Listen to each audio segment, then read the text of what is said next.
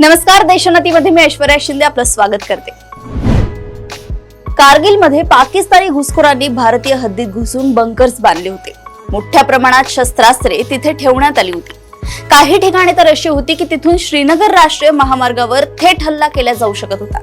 ही घुसखोरी लक्षात आल्यानंतर भारतीय लष्कराने कारवाई सुरू केली, परंतु अडचण ही होती की पाकिस्तानी घुसखोर, ज्यामध्ये पाकिस्तानी लष्करी जवानांचाही समावेश होता, उंच डोंगरावर बांधलेल्या बंकर्स मध्ये सुरक्षित होते आणि त्यांच्यावर खालून थेट हल्ला करता येत नव्हता।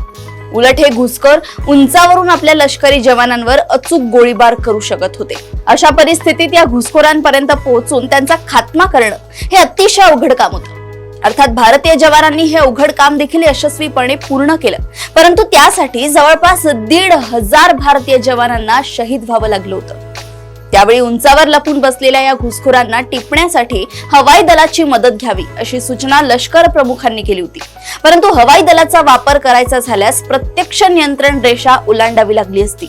दोन्ही देशांदरम्यान झालेल्या शिमला करारामुळे भारतीय लष्कराला किंवा हवाई दलाला प्रत्यक्ष नियंत्रण रेषा ओलांडणे शक्य नव्हते।